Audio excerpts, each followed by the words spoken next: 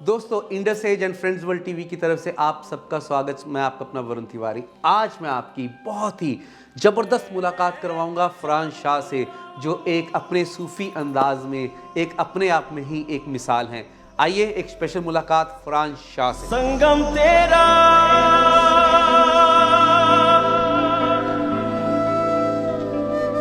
मैं तो तेरी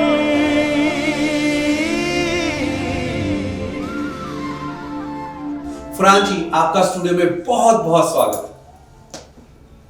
thank you I want to say, I must say कि I am a big fan of you.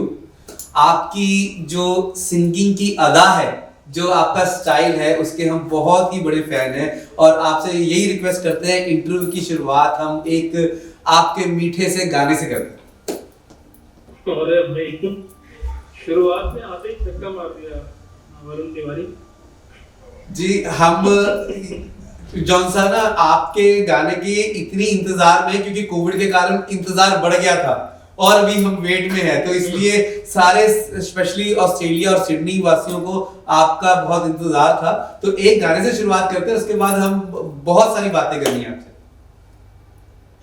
चलो ठीक है, मैं एक हमद सुना देता हूँ जो लास्ट ईयर मैंने बनाई थी कोविड के दौरान। ये एक दुआ है, तो वो कुछ यूं है कि करम कर दे मेरे अल्लाह, करम कर दे मेरे मौला, करम कर दे मेरे अल्लाह, करम कर दे मेरे मौला।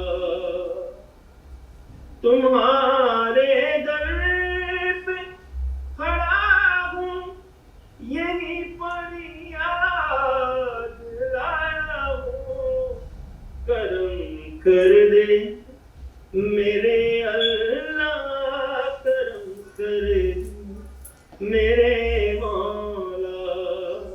क्या बात है, क्या बात है फरहान जी। अगर मैं आपके शुरुआती दिनों में आपको ले जाऊं तो हम सब जानना चाहते हैं, सिंगिंग की शुरुआत आपकी कहां से हुई, कब से आपने गाना शुरू किया?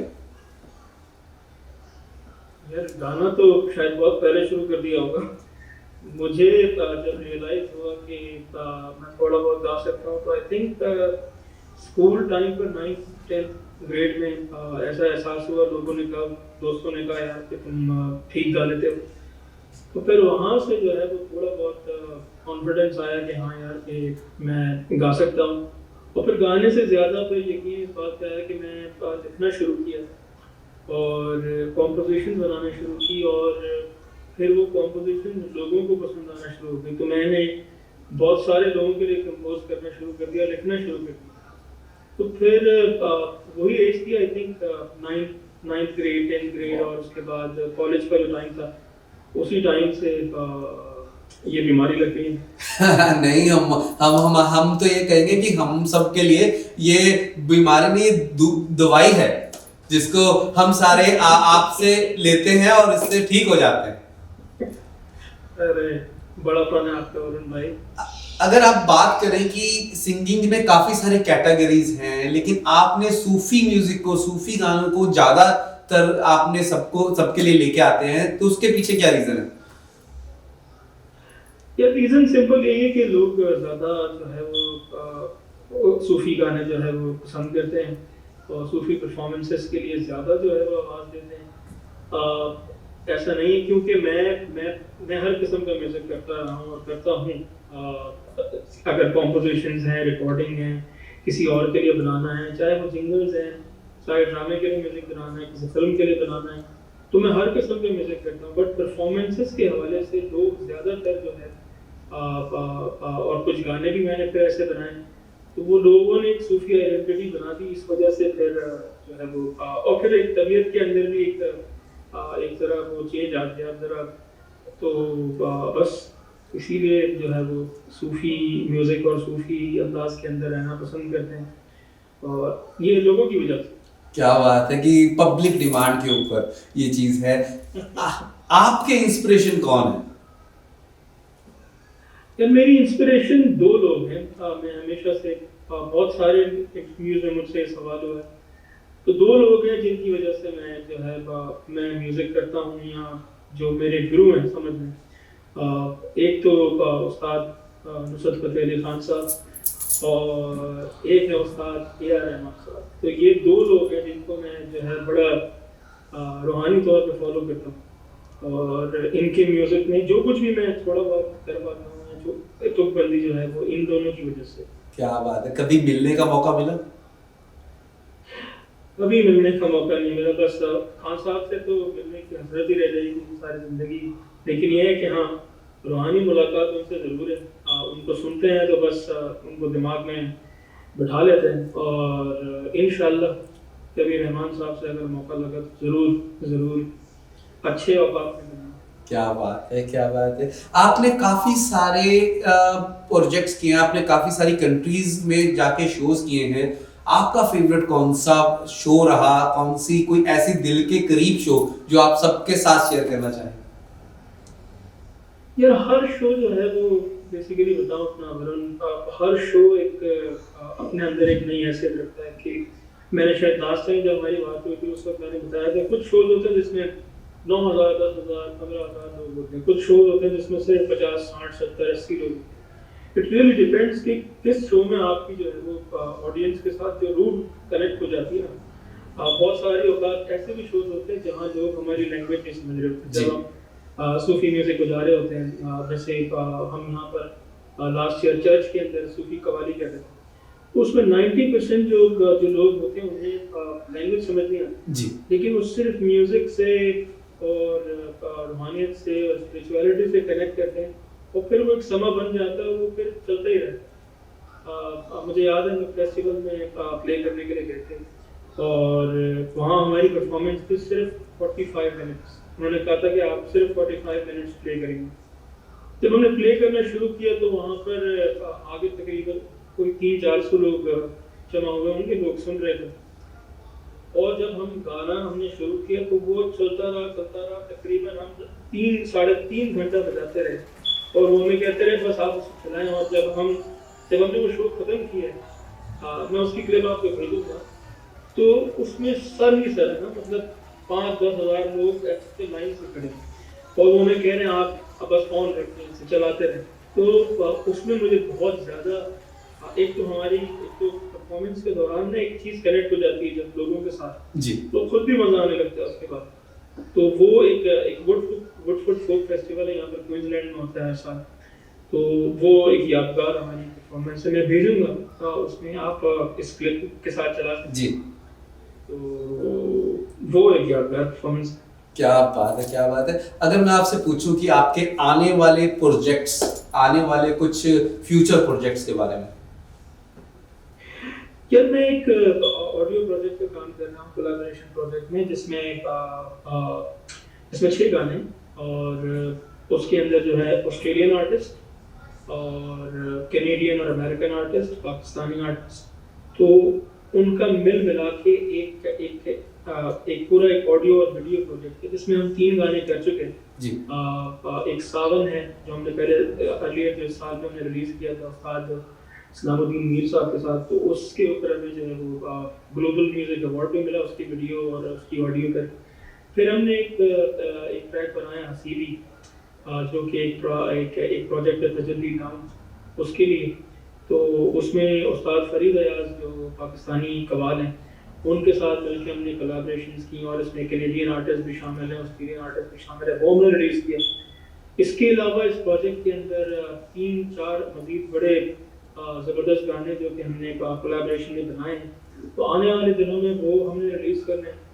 इसके अलावा एक और प्रोजेक्ट चल रहा है जिसका नाम है मकाम स्टेशन, जिसमें हम मुख्तलिफ सिंगर्स के गाने बना रहे हैं और वीडियोस बना रहे हैं। तो उसकी कॉम्पोजिशंस का और उसकी रिकॉर्डिंग का सिलसिला चल रहा है। और वो सिंगर जैसे पहला गाना जिन्होंने किया था वो लंदन में रहती थी फातिमा, जो सेकंड गाना जिन्होंने किया वो पाकिस्तान में रहते हैं।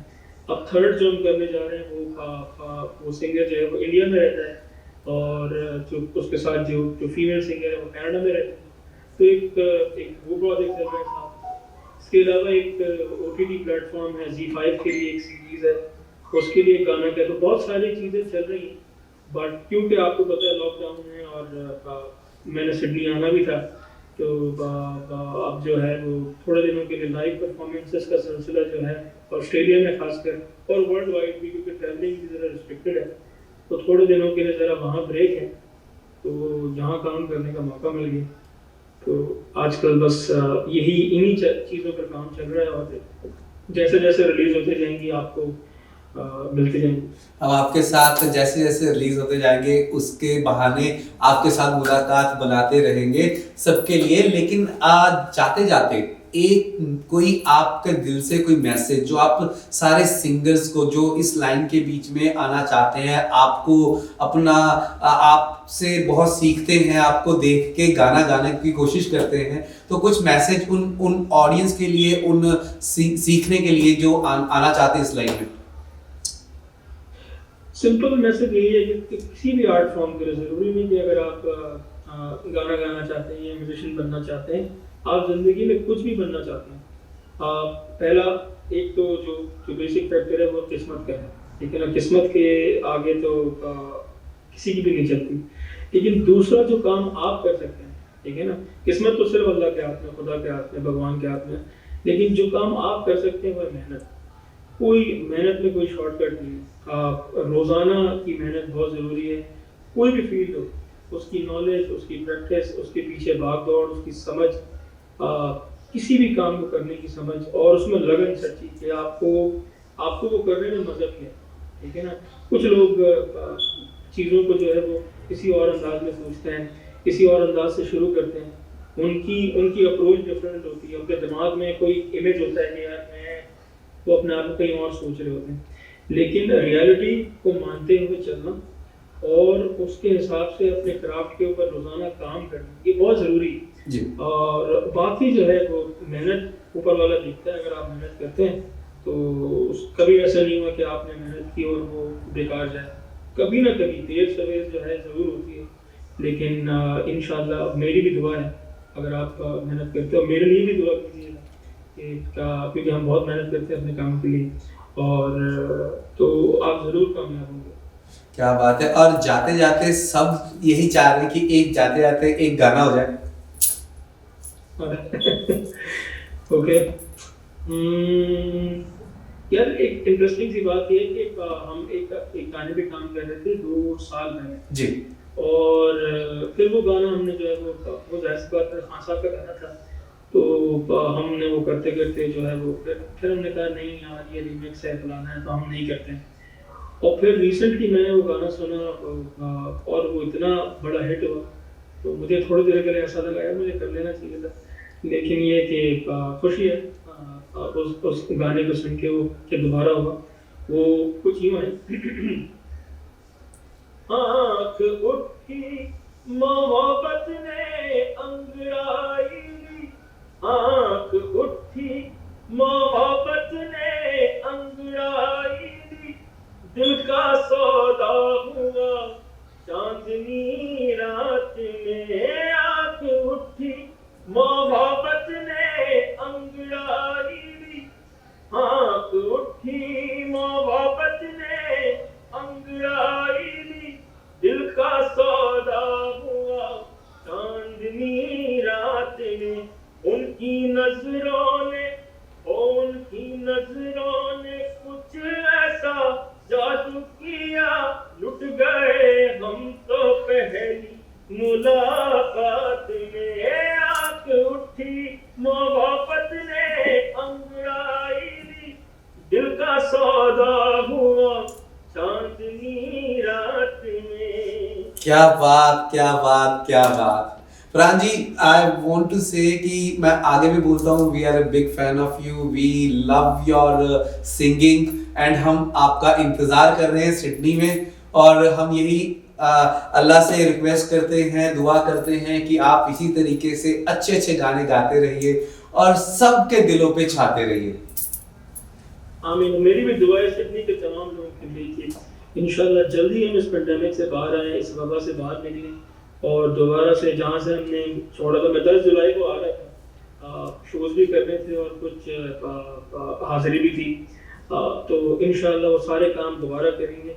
बस दुआ यही है ऊपर वाले से कि जल्दी से जल्दी अपना करम करे और इस बीमारी से जो है हमारा छुटकारा हो और हम दोबारा से जो है वो म्यूज़िक करें, इंजॉय करें, शोज करें और सब मिल के खुश रहें।